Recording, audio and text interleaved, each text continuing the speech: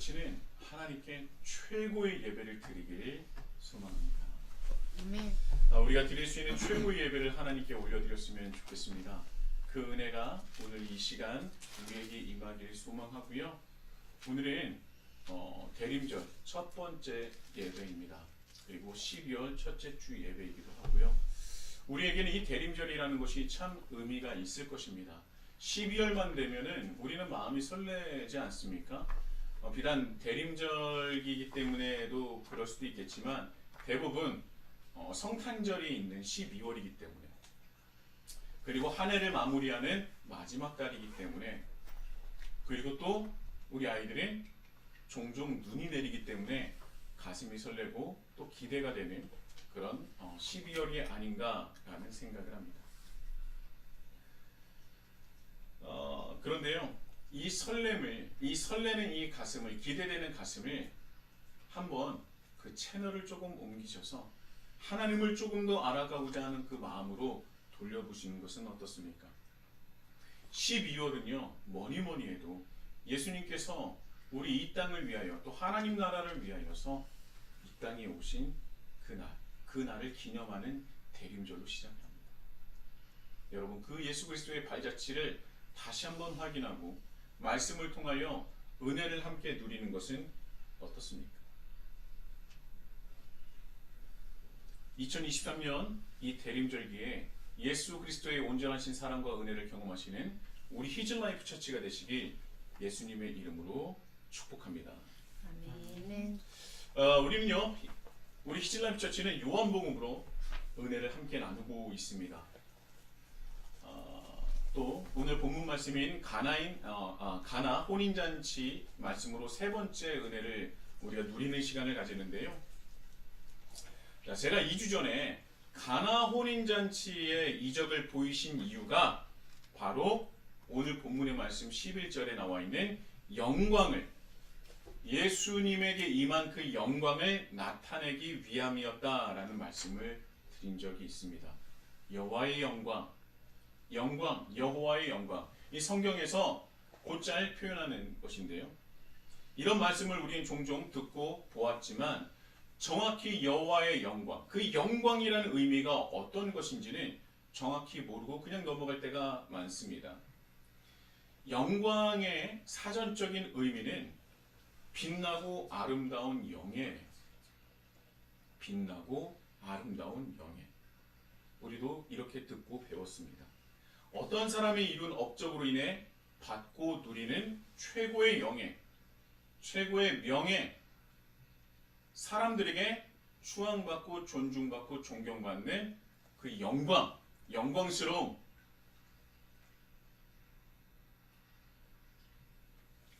그걸 누리는 것이죠. 그런데 성경에서 나와 있는 영광은 빛나고 아름다운 영예 뿐만 아니라 그 이상의 의미가 있다는 것을 우리는 지난 시간 설교를 통해서 듣고 배웠습니다. 여호와의 영광이 하나님께서 누리는 최고의 영예입니까? 성경에서 나와 있는 여호와의 영광, 여호와의 영광이라는 그 말이 쓰여진 그곳이 하나님께서 누리시는 최고의 영예를 일컫는 것입니까? 오늘 11절만 보더라도 가나 혼인잔치를 행하신 것이 영광을 나타내신 것이라고 증거하고 있습니다. 그런데 여기서 말하는 영광이 예수님께서 받아 누리시는 최고의 영예를 말하는 것입니까? 아니죠. 성경에서 말하는, 성경 안에서의 말하는 그 영광은요, 하나님의 본체를 의미합니다. 하나님의 본체, 그것을 의미하는 거예요. 그러니까 이 11절에 나와 있는 예수님께서 나타내신 영광은 무엇이냐? 예수님 스스로가 하나님이심을 드러낸 사건이었다라는 것입니다. 그리고요, 성경에 나와 있는 그 영광의 또 특징이 하나 있는데, 그 특징이 무엇이냐? 바로 우리 인간과 함께 하시고자 하는 하나님의 마음이 담겨 있고, 조금 더 가까이 우리와 함께 하시고자 하는 하나님의 사랑이 담겨 있는 말이 바로 영광이라는 것. 영광이 쓰여져 있는 모든 말씀을 보면 하나님은 누구에게 다가오십니까? 우리 인간에게 다가오십니다. 그러니까 이 영광은 우리와 함께 하시고 우리와 조금 더 가까이 하시고자 하는 하나님의 마음과 사랑이 담겨 있는 말씀이라는 거예요. 본래 유대인들이 생각하는 여호와의 영광은 하나님의 본체이시기 때문에 감히 인간이 감당할 수 없어서 그 하나님의 영광으로부터 나오는 그 어마어마한 에너지이자 광채가 우리를 죽인다라고 생각을 했던 겁니다. 그래서 여호와의 광채가 여호와의 영광이 임할 때면 사람들은 죽을까봐 벌벌 떨고 고개도 들지 못했던 것입니다. 아, 이제 나는 죽었구나. 모세도 마찬가지고요. 선지자 이사야도 마찬가지였습니다. 아, 이제 내가 죽게 되었구나 라고 말을 했던 것이죠. 실제로 대제사장들은요, 지성소에 임하는 여호와의 영광 때문에 종종 죽음을 당했다고도 기록에 나와 있습니다. 그런데 왜 이렇게 죽게 되느냐? 김혜곤 교수님께서 말씀하셨다고 그랬죠. 영광은, 그러니까 여호와의 영광은 인간의 죄악됨을 순식간에 들추어내는 하나님의 존재 자체에서 쏟아져 나오는 광채이다. 여호와의 영광이 우리에게 비추게 되면 우리가 숨기고자 했었던 그런 추악하고 정말 감추고 싶어 했었던 그 죄악이 들추어질 수밖에 없는 거예요. 왜냐하면 하나님 앞에서는요, 죄를 감출 수도 없고 가릴 수도 없고 그리고 그 죄를 유지할 수도 없는 것입니다. 그래서 죄인인 우리는 죽을 수밖에 없는 거예요. 하나님이 거룩하시고 한 점의 죄도 없을 뿐더러 악한 것이 견디지 못할 거룩함을 지니신 분입니다. 그래서 악이 여전히 남아있는 인간은요, 자신의 죄가 들춰짐에 따라서 하나님의 영광을 감당하지 못하여 죽게 된다는 거예요. 그런데요, 성경에서 나와 있는 영광은 사람이 감당하지 못할 여호와의 영광은 오히려 하나님께서 우리와 그 인간이 감당하지 못할 수밖에 없는 인간과 함께 하시고자 그 영광을 스스로 드러내셨다는 겁니다. 그래서 첫 번째 여호와의 영광이 머문 곳이 어디입니까? 나 여호와 하나님이 그 영광을 내가 이곳에 머물게 하겠다. 그렇게 약속하신 곳이 어디예요? 바로 정말 그렇죠. 모세의 장막, 성막, 그 안에 있는 지성소입니다. 왜요? 출애굽을 하는 이들과 조금 더 가까이 하시고자 하는 하나님의 마음과 결단이 담긴 것이 바로 출애굽기에 나오는 그 말씀이라는 겁니다. 그리고 두 번째는요, 솔로몬의 성전이 건축되자 하나님께서 내가 이 솔로몬 성전에 여호와의 영광이 머물게 하겠다. 그리고 내 눈과 내 마음과 내 이름이 이곳에 있게 하겠다라고 말씀하셨죠. 그래서 여호와의 영광은 모세의 장막과 솔로몬의 성전에 가득 임했습니다. 그런데요, 여기서 끝이 아니에요. 이 말씀을 보면서 제가 눈물이 났는데요, 이스라엘 백성의 죄로 인해서 남유다까지 바벨론에게 멸망을 하고요, 수많은 백성이 바벨론에 끌려갈 때 여호와의 영광이 솔로몬의 성전을 떠납니다. 솔로몬의 성전에서 여호와의 영광이 떠나는 것을 직감하고 느낀 수많은 선지자들이 하나님의 영이 우리를 떠났다, 그렇게 외칩니다. 그런데요, 에스겔의 선지자가 무엇을 발견했냐면 솔로몬 성전을 떠났었던 여호와의 영광이 바벨론으로 끌려가는 이스라엘 백성들 머리 위에 머무는 것을 보았어요. 여호와의 영광이 솔로몬의 성전에서 떠나서 이스라엘 백성들을 버리는 것이 아니라 바벨론으로 끌려가는 그들 머리에 머무르면서 그들과 함께 하시고 그들을 지켜주시고 그들을 인도해 주시고 그들을 보호해 주신 것입니다. 그러니까 여호와의 영광은 인간이 감히 감당할 수 없는 것이지만 그럼에도 불구하고 여호와의 영광은 우리와 늘 함께 하셨던 겁니다. 하나님을 믿고 따르는 이들과 늘 함께 하셨던 겁니다. 그런데요, 이 구약의 시대가 끝나고 신약의 시대가 시작되었을 때 여호와의 영광은 다시 한번 우리와 더 가까이 나아오십니다. 그것이 바로 예수 그리스도예요.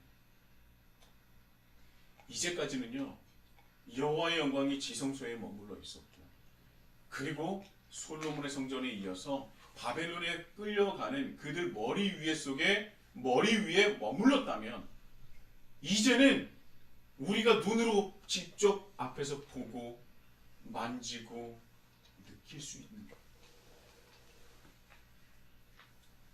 우리가 함께 숨을 쉬며 우리가 함께 삶을 나눌 수 있게 된 것입니다. 여호와의 영광이 이제 더 한층 더 가까이 와서 우리와 함께 호흡하고 함께 살아간다. 그 놀라운 역사가 바로 예수 그리스도라는 것입니다. 그래서 여호와의 영광이 임해도 우리는 죽지 않아요. 왜요? 우리의 연약함을 누구보다도 더 잘 아시는 예수 그리스도께서 하나님의 영광을 입고 이 땅에 오셔서 우리를 중보하시기 때문입니다.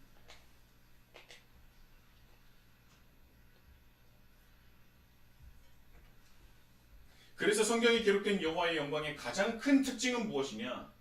하나님과 조금씩 멀어져가는 우리를 향해서 반대로 조금씩 우리 곁에 다가오시는 하나님의 사랑이라는 것. 그것이 바로 성경에서 기록된 하나님의 영광이라는 것입니다. 여호와의 영광 그 자체인 예수 그리스도, 그리고 자신이 바로 하나님의 본체이시며 우리가 기다렸었던 메시아임을 나타내시고 증명하신 첫 번째 이적이 바로 가나 혼인잔치라는 겁니다.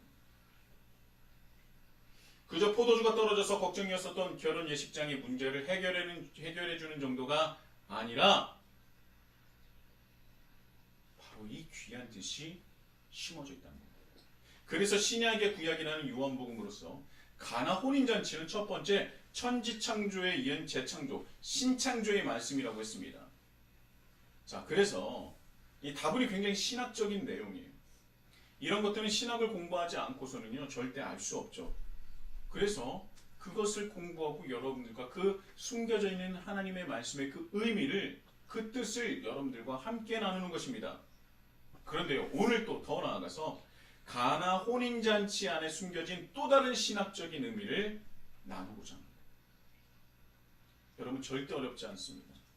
어려운 내용이면 여러분과 나눌 수도 없습니다. 왜? 제가 이해를 못하니까. 여러분, 저는 보통 사람이기 때문에, 가장 보통 사람이기 때문에 제가 이해한다면 여러분도 이해할 수 있는 거예요. 들어보시면 가나 혼인잔치 안에 이런 하나님의 숨겨진 뜻이 있었구나라는 것을 깨달을 수 있습니다. 자, 가나 혼인잔치는요 1장에서부터 이어지는 말씀이에요. 예수님의 사역의 시작인데요, 세례 요한으로부터 세례를 받으신 그 날이죠. 세례 요한에게 세례를 받으신 날로부터 7일째 되던 날 가나 혼인잔치가 있었던 것입니다. 1장 28절에 세례식이 있었고요. 그리고 29절에 이튿날, 35절에 이튿날, 43절에 이튿날, 그리고 오늘의 본문 말씀이 2장 1절에 사흘째 되던 날을 합치면 7일이 되는 거예요. 자, 7이라는 숫자는 완벽함, 완전함을 뜻합니다. 자, 이것은 무엇의 완전함을 뜻하는 거냐? 예수님께서 이제 메시아로서 완전함을 이룬 후 첫 번째 사역이라는 것을 말하고 있는 거예요. 자, 그런데요, 그 완전함을 이루기 위해서 몇 가지 준비할 것들이 있었던 겁니다. 그것이 바로 예수님께서 제자들을, 그리고 더 나아가 동역자들을 불러서 모으시는 사건이었던 거예요. 요단 건너편 베다니에서 시작된 그 세례식, 메시아로서 준비는요, 안드레와 베드로를 시작하여서 갈릴리 벳세다로 향하여 누구를 만납니까? 갈릴리 벳세다를 향하여서 누구를 먼저 만나요? 빌립. 그렇죠. 빌립을 만나죠. 베세다 출신 빌립을 만나는 거예요. 그러니까 이 베다니에서 이제 얀드레와 베드로를 만나고요. 그리고 더 나가서 여기서 멈출 것이 아니라 우리가 알고 있는 그 빌립, 우리 빌립을 만나러 가자. 그래서 베세다 출신인 빌립이니까 갈릴리 안에 있는 베세다로 갑니다. 자, 베세다 가서 빌립을 만나서 빌립을 또 부르시는 거예요. 자, 그리고 빌립을 만나 제자로 삼으신 뒤에 갈릴리 가나에 가서 나다나엘을 만나게 되는 것입니다. 그리고 나다나엘마저 제자로 삼으시고 가나에서 행해지는 가나 혼인잔치에 초대를 받아 거기에 응하게 된 거예요. 요한복음 21장 2절에 보면요, 나다나엘의 출신 지역을 말하는데요, 바로 갈릴리 가나 출신이라고 얘기를 하고 있습니다. 자, 그래서 완전한 메시아로서 사역을 시작하기 위한 준비는 첫 번째 제자를 부르시는 것이었고요. 이제 제자를 불러 완전해진 그 메시아로서 완전체가 되심으로 가나에 도착하게 되어 가나 혼인잔치의 첫 번째 사역을 시작하시는 것입니다. 자, 그렇다면요, 이 가나 혼인잔치의 그 말씀을 보면 우리가 여기에 나와 있지 않지만 미루어 짐작할 수 있는 것들이 있어요. 무엇이 있냐면 2절에 보면요, 예수와 그 제자들도 혼례의 청함을 받았더니라는 말씀이 있습니다. 자, 그렇다면 이 가나 혼인잔치에 누가 갔어요? 예수님과 예수님의 제자. 그리고 또 누가 있죠? 예수님의 어머니. 그렇죠. 예수님의 어머니가 있습니다. 근데 예수님의 어머니가 청함을 받았다는 말씀이 있습니까? 없습니까? 없어요. 없어요. 그런데요, 유대 문화로서는요, 유대 혼인잔치의 문화로서는요, 청함을 받지 않는 사람은 절대 혼인잔치에 참여할 수 있다 없다? 없다. 그러면 예수님의 어머니는 어떻게 들어간 겁니까? 이 혼인잔치에 초대한다는 것은 굉장히 큰 의미를 가져요. 큰 의미를 가진데 청함도 받지 않았었던 마리아가 들어가서 그 안에서 혼인잔치에 참여합니다. 근데 참여하는 것뿐만 아니라 그 안에서 일을 하는 하인들에게 마리아가 말을 해요. 저분이 말하는 대로 똑같이 행해라. 근데 하인들이 그 말을 듣고 뭐합니까? 말을 들어요. 아하. 그러고 보면 마리아는 혼인잔치에 초대를 받지 않아도 되는 사람, 즉 마리아의 가족이었을 것이다. 뭐 가깝진 않아도 먼 사촌쯤은 될 것이다. 가까울 수도 있었겠죠. 아, 가족이었구나. 그래서 초대를 받지 않았는데도 혼인잔치에 참여할 수 있었고 하인들과 이미 원활한 관계를 이미 가지고 있었구나라는 것을 미로 짐작할 수 있습니다. 자, 제가 마리아에 대해서 말씀을 드리는 이유가 있어요. 자, 우리는 마리아를 어떤 호칭을 붙이죠? 성모. 네, 성모라기도 하고, 오늘 이 요한복음을 기록한 사도 요한은 뭐라고 호칭을 하죠? 2장 1절에 보면 예수의 어머니. 예수의 어머니라고 분명히 호칭을 부릅니다.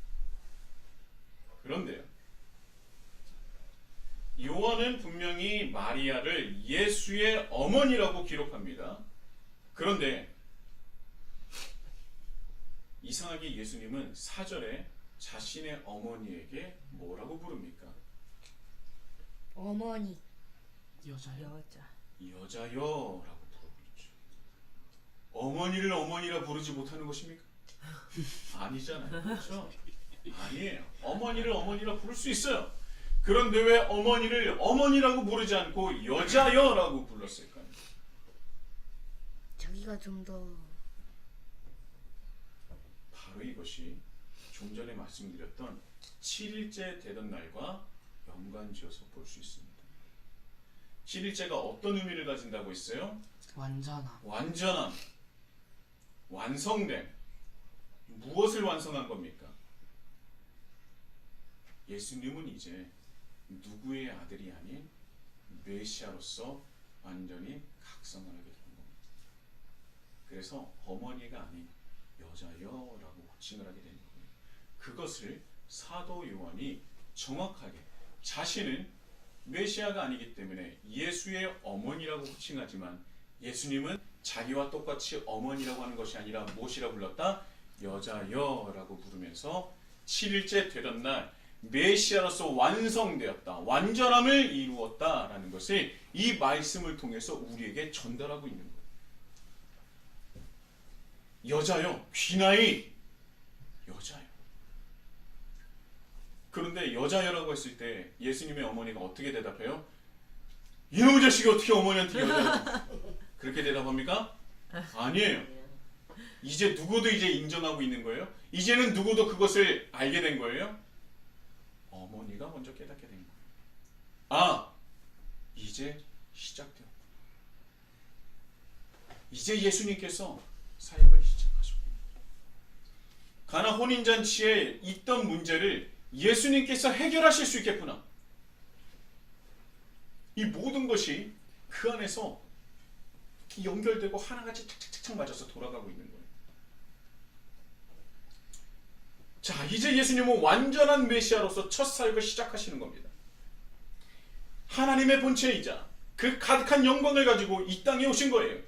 이제 우리와 함께 하시는 거죠. 하나님의 영광이 예수님의 본체가 되어서 이제 우리와 함께 숨쉬고 마시고 생활하게 된 겁니다.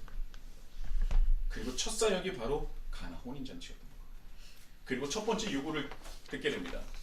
이것은 요구라기보다는 예수님께서 걸으셔야 하는 이미 약속된 계획된 길이라고 볼 수 있어요.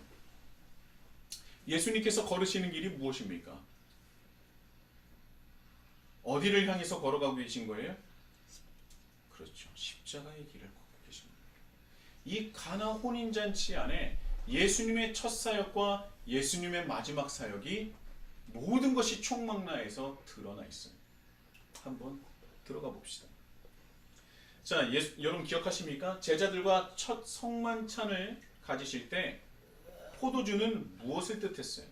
피요. 예수님의 피예요.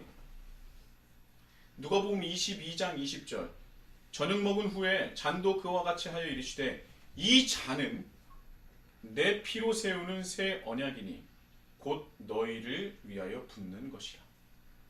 고린도전서 11장 25절 식후에 또한 그와 같이 잔을 가지시고 이르시되 이 잔은 내 피로 세운 새 언약이니 이것을 행하여 마실 때마다 나를 기념하라 하였습니다. 예수님에게 있어서 포도주는 무엇을 뜻합니까? 자신의 피. 자신이 흘려야 할 피를 뜻합니다. 예수님께서 말씀하신 포도주는 바로 자신이 흘려야 할 피입니다. 여러분, 그러면 얼마나 많은 피를 흘려야 될까요? 여러분, 이 가나 혼인잔치에서 사용된 이 포도주가 그 양이 어느 정도 되는지 아십니까? 포도주를 어디에 채웠어요? 물이 6통 드는 돌 항아리? 그렇죠. 6돌 항아리입니다. 그렇다면 왜 6돌 항아리가 있었을까요? 바로 유대인들은요, 율법적으로 정결 예식이 있었어요. 그래서 집을 들어왔을 때, 손님으로 들어왔을 때 주인들은 무엇을 준비해야 되냐면 발 씻은 물이요. 손 씻을 물을 준비합니다. 발까지 씻는 건 물이 너무 많이 들을 수 있으니까. 특히나 우리가 손님으로, 혼인잔치에 손님으로 올 때는 우리는 뭘 먹어야 돼요? 음식을 먹어야죠. 그래서요, 이 정결법을 매우 중하게 여겼어요. 그래서 손님이 얼마만큼 오느냐에 따라서 준비하는 정결 예식에 쓰여질 그 물들을 더 많이 준비하게 됩니다. 그러니까 돌 항아리 6개가 있었다는 것은요, 정말 이때에 정말 많은 인원들이 와서 혼인잔치에 참여했다는 거예요. 그런데 이때 당시에 그 돌 항아리, 준비했었던 돌 항아리가 한 항아리에 몇 리터 정도 들어가는지 아십니까? 1리터. 120리터가 들어갑니다. 여러분 120리터 들 수 있을 것 같아요? 아니요. 못 듭니다. 저도 못 들어요. 120리터의 물을 집어넣어야지 가득 차는 돌 항아리입니다. 그런데 이 돌 항아리를 어디까지 채웠다 그랬어요? 아귀까지. 완전히 끝까지 다 채운 겁니다. 그러면 120 곱하기 6은 무엇입니까? 720. 그렇죠. 720입니다. 아주 공부를 잘해요. 네. 720리터가 됩니다. 자, 여기서 예수님께서 채우신 그 피가 바로 예수님께서 흘려하신 피라는 거예요. 사람이 720리터의 피를 흘릴 수 없습니다. 그런데요, 상징적인 의미가 있는 거예요. 이 안에 혼인잔치에 참여하는 모든 사람들이 예수 그리스도의 보혈로 한 사람도 빠짐없이 정결함을 받을 수 있는 양을 뜻하는 겁니다.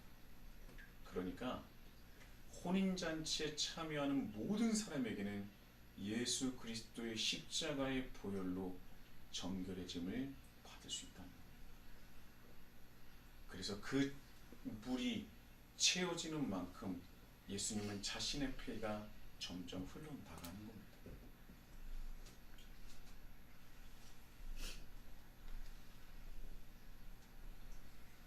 항아리에 채워진 포도주는요, 예수님이 흘리셔야 하는, 그리고 하나님에 따라 흘리실 수밖에 없는 예수 그리스도의 보혈을 뜻하는 거예요. 초청받은 모든 사람을 위하여 단 한 사람도 빠짐없이 예수 그리스도의 보혈로 깨끗해지고 정결해질 수 있도록 회복시켜야 하기 때문에 그 많은 양의 보혈을 흘리셔야 했던 겁니다. 그래서요, 여러분 기억하십니까? 예수님께서 이제 십자가에 못 박혀 들어가서 이제 십자가에 골고다 언덕으로 올라가셔야 될 때 예수님께서 먼저 찾으신 곳이 어디예요? 겟세마네 동산. 그 겟세마네 동산에서 예수님이 어떻게 기도하십니까? 마태복음 26장 39절.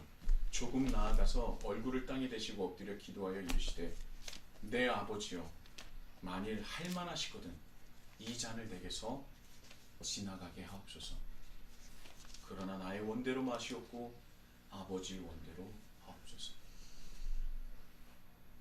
요한복음 2장으로 다시 돌아오면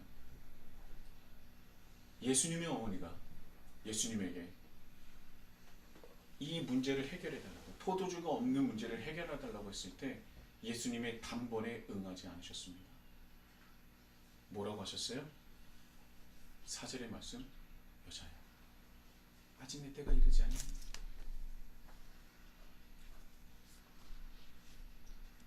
겟세마네의 기도죠. 예수님이 100%의 신성과 100%의 인성을 가지셨기 때문에 한 번에 바로 그것을 받아들이기가 어려웠었던 겁니다.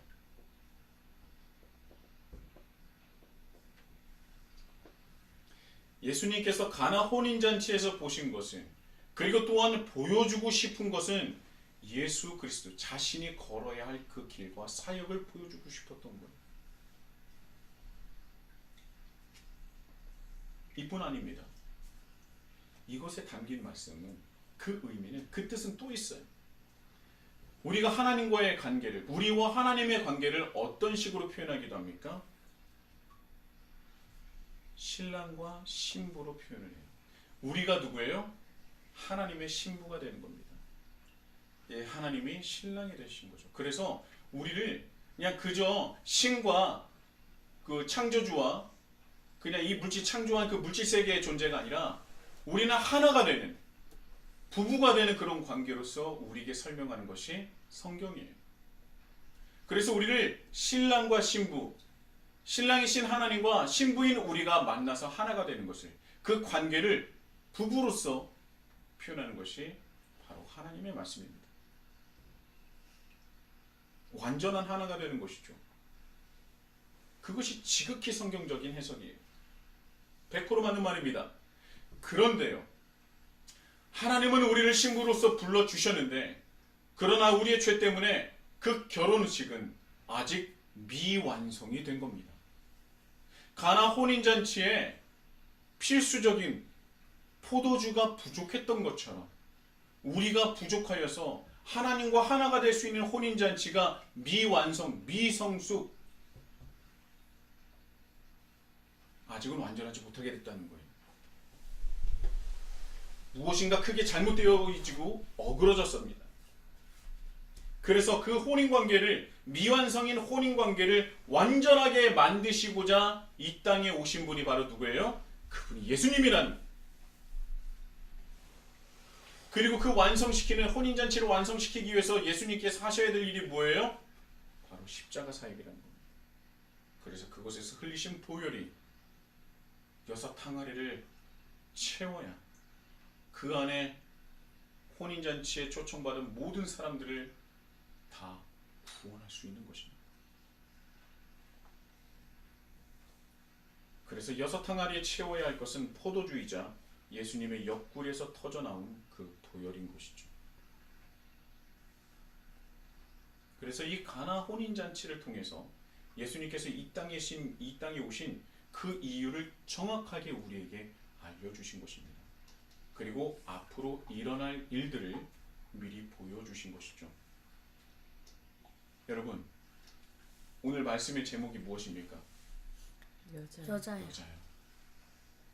예수님께서 자신의 어머니에게 여자여라고 부르신 구절이 요한복음에 2군데가 나옵니다. 첫 번째는 오늘의 말씀 2장 4절의 말씀이고요. 그리고 요한복음 19장 26절에 나옵니다. 예수께서 자기의 어머니와 사랑하시는 제자 곁에 서 있는 것을 보시고 자기 어머니께 말씀하시되 여자여 보소서 아들이니이다. 그리고 이어진 34절에 그중 한 군인이 창으로 옆구리를 찌르니 곧 피와 물이 나오더라.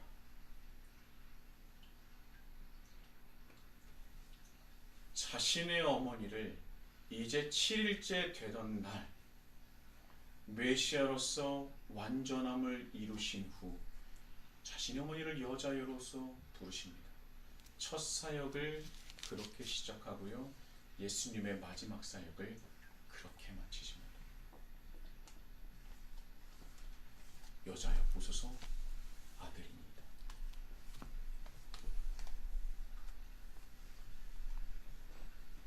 가나 혼인잔치의 말씀을 보면 예수님께서 이 땅에 오신 이유와 그리고 그가 걸어야 할 길, 그리고 그가 이루신 모든 것을 다 깨달을 수 있게 됩니다. 완전한 창조에 이은 하나님의 첫 번째 명령이 무엇이었습니까? 천지 창조하신 후에 인간에게 하나님께서 명령하신 첫 번째 것이 무엇이에요? 생육하고 번성하라. 생육하고 번성하여 땅에 충만하라. 남자와 여자가 부모를 떠나 하나가 되어 가정을 이루는 것. 그것이 하나님의 첫 번째 뜻이었던 거예요. 그리고 죄로 인해 그 모든 것이 깨어져 버렸습니다. 완전히 모든 것이 깨어졌어요. 하나님의 창조 세계에 근본적인 것이 깨어졌습니다. 그래서 예수님은 다시 이 땅에 오셔서 깨어진 그 창조 세계를 다시 재창조하십니다. 무엇으로부터요? 무엇으로 시작하셨습니까? 바로 하나님의 첫 번째 명령인 가정의 회복으로 다시 시작합니다. 첫 번째는 하나님과 우리와 신랑과 신부의 관계를 회복하시고, 그리고 나와서 인간과 인간의 그 가정을 회복하심으로 하나님 나라를 다시 확장하시고 또 회복하시는 것입니다.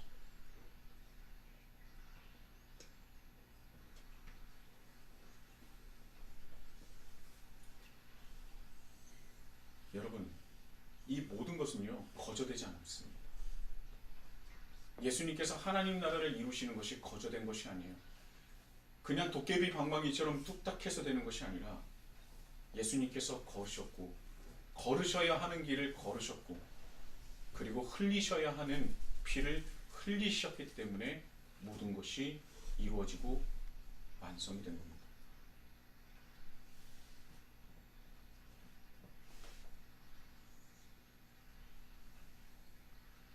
예수님께서 700리터가 넘는 그 가나 혼인잔치에 참여한 모든 사람들을 정결하게 할 수 있는 그 양만큼 예수님은 자신의 보혈을 흘릴 수밖에 없었던 겁니다.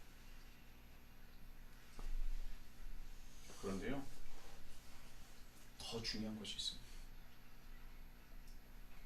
예수님께서 그냥 도깨비 방망이처럼 뚝딱해서 그렇게 보혈을 흘리신 것이 아니라, 그렇게 도깨비 방망이처럼 뚝딱해가지고 6 항아리를 포도주로 가득 채우신 것이 아니라, 모든 것을 혼자 하신 것이 아니라 예수님과 함께 초청된 제자들의 이 모든 것을 보이셨어요.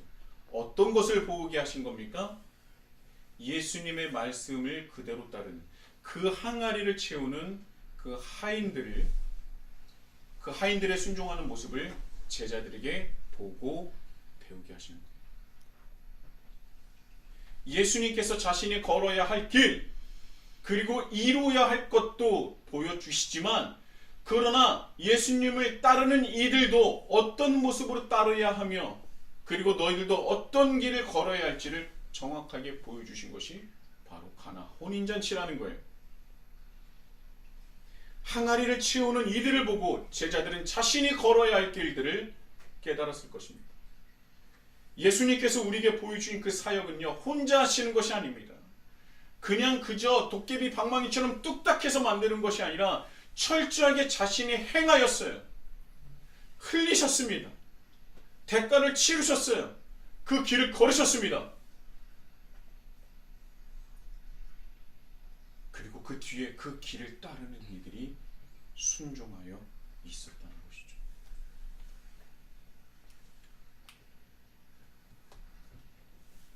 예수님의 사역은 예수님께서도 이루시지만 예수님을 따르는 이들과 함께 이루신다는 것입니다.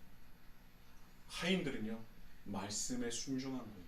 하나님의 뜻에, 하나님의 본체이신 예수님의 뜻에 그저 순종한 것입니다. 그 순종을 통하여 예수님은 그 순종을 통하여 역사를 이루신 거예요.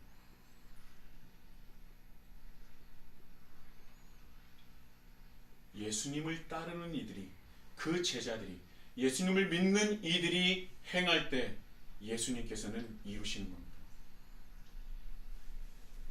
그게 성경이고 하나님 나라예요. 우리가 행할 때 예수님이 이루십니다.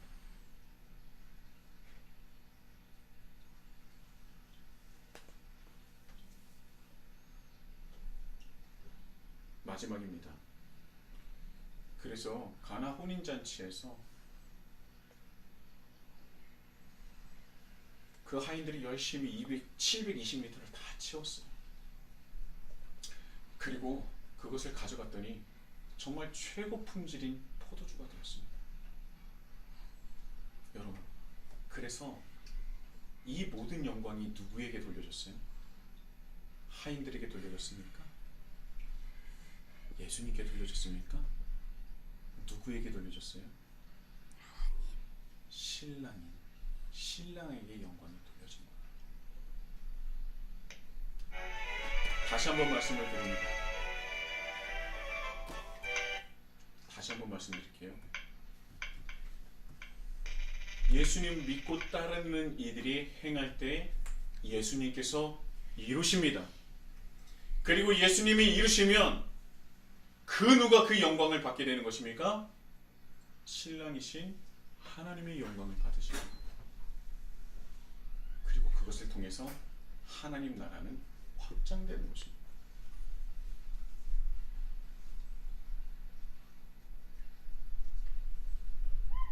우리가 열심히 일했는데, 우리가 열심히 그 물을 길었는데 왜 영광은 신랑이 가져갑니까? 이거 안 좋은 것 아닙니까? 이거 불평등한 거 아닙니까? 불공평한 거 아닙니까? 이렇게 얘기할 수도 있어요. 이 모든 공을 다 신랑이 다 차지하는 것입니까? 그렇지 아니에요. 이 말씀은 그것을 뜻하는 것이 아닙니다. 우리의 죄로 인해서, 부족함으로 인해서 어그러지고 깨어진 이 세상을 예수의 발자취를 따라 순종하여 우리가 그 길을 걷는다면, 우리가 그것을 행한다면 예수님께서 이루시고, 그렇다면 예수님께서 이루신 모든 것들이 하나님의 영광이 될 것이다 라고 우리에게 말씀하고 있는 것입니다. 그 말씀이 바로 가나 혼인잔치라는 거예요. 예수님의 시작과 예수님의 그 사역의 마지막을, 모든 것을 총망라하여 한 사건에 다 담아 놓은 거예요. 그리고 너희들이 이 길을 걷는다면, 하인들의 순종을 너희들이 닮아간다면 내가 그것을 이룰 것이다. 나와 함께 가자. 그리고 이것을 통하여 하나님께 영광을 돌릴 수 있을 것이다. 그것이 바로 하나님 나라고, 그것이 바로 복음입니다. 이것이 바로 가나 혼인잔치에 들어가 있는 하나님의 뜻인 것입니다.